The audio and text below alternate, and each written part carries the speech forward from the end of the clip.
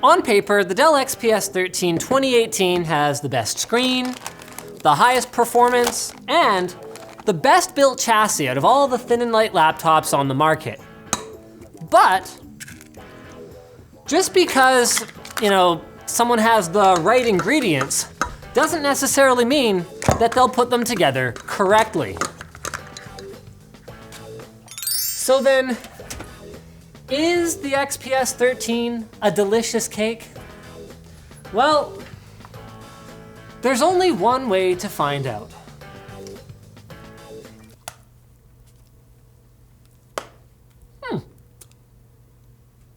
That's not bad. Oh, there's some eggshell.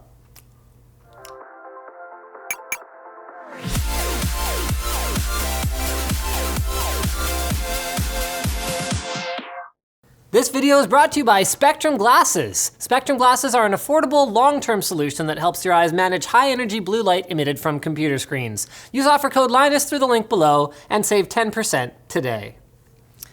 Now, the Dell XPS 13 9370 2018 straddles the line between playful and professional.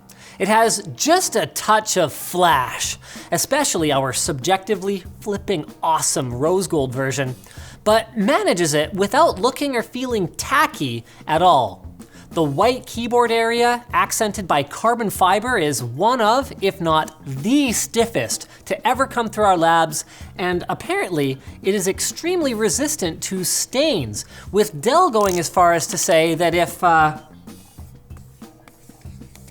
you draw on it in permanent marker, it'll just wipe right off. Now, this was a dry erase, but hopefully we'll do a B-roll shot or something to show it with a permanent marker. Now, for thin and light, the XPS 13 is a little bit on the thick side, but that hasn't stopped Dell from giving up on USB Type-A ports for some reason. To their credit though, they have included 3 USB Type-Cs, 2 of which are Thunderbolt 3, external GPU lovers rejoice, and also a headphone port and a micro SD card reader. So, for the next year or two, you might be regularly reaching for the included A to C dongle, but native Type-C devices are becoming more and more common all the time. Now let's address the video title. Intel allows partners to configure the TDP, a measure of power consumption of their 8th gen Core i7 mobile processors. And Dell has gone full throttle on this one, allowing it to draw up to 27 watts and reach up to 4 gigahertz turbo speeds, which makes this device feel really snappy over short bursts. But when we see manufacturers push performance to the limit in compact systems, we often encounter thermal throttling. So how about the XPS 13? Well, turns out they've actually done a great job here. Under full load, it can't quite keep cool at first, briefly throttling in an attempt to stay quiet during short sprints. But then, when the system realizes that big things are happening, like a long video export, for example, the fans kick in to bring everything under control, and the real-world results are impressive. Our XPS 13, with a CPU that costs over $100 less, matched or beat the competing Lenovo ThinkPad X1 Carbon, and absolutely ran circles around any notebook with a 7th gen U-series processor. But a powerful engine is only as good as the rubber that meets the road, or the photons that hit the eyeballs in this case. And our model actually looks really good here too. It sports a 4K 13.3 inch touch display with HDR support. It's exceptionally bright, the colors are amazing, and you can basically have your nose, even if yours is smaller than mine, touching the screen and still not see an individual pixel. There's just one small problem. It's a $400 optional upgrade. Adding insult to injury, there are only 2 screen options, and the 1080 one isn't available with touch. I mean, we get that bigger numbers sell better, but realistically, you don't actually need 4K on a screen this small. So we want to see a 1080 touch option for a more modest increase in price. That might make us feel better about the slightly undersized trackpad. This thing is just okay. The surface coating feels good, but I found myself wishing that it was a little bit taller, just like my wife, and having trouble with accuracy, even after playing around with pointer acceleration settings. Maybe one solution would be to break the mold and experiment with a slightly taller aspect ratio on the screen, like Microsoft has been doing. That would also give them an easy fix for the improved, but if we're being honest, still pretty horrible webcam placement.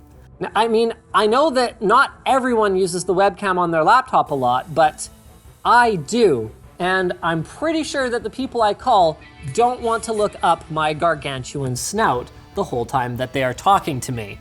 It even interferes sometimes with Windows Hello facial recognition, which made the inclusion of a fingerprint sensor in the power button actually that much more awesome. This is sick. Which means I guess we're back to good stuff. Let's talk about the keyboard. It is really good.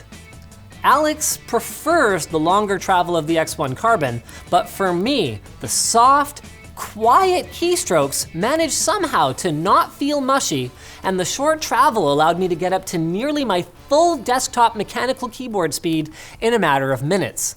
And the speakers are great too, especially for a laptop this size, with a nice clean sound that makes them well suited for something like tossing on some tunes while you're playing cards with your friends.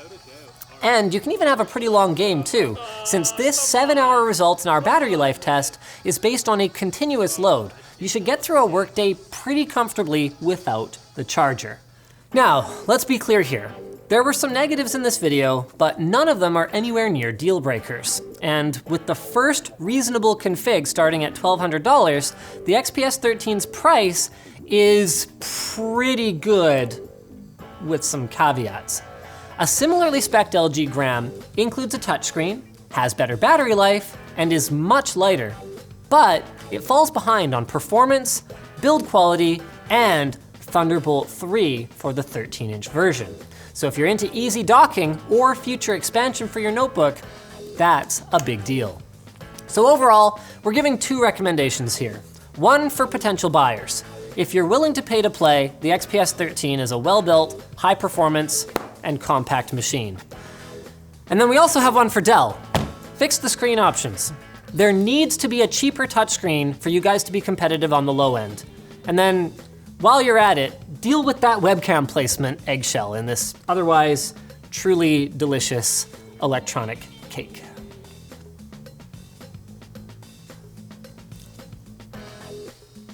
That's actually really good cake. You know what else is really good? The Thermaltake P90. It's an open frame tempered glass mid-tower case that's split up into 3 compartments for your graphics card, power supply, and other cooling components. It's got 5mm thick tempered glass side panels that let you put your system on display.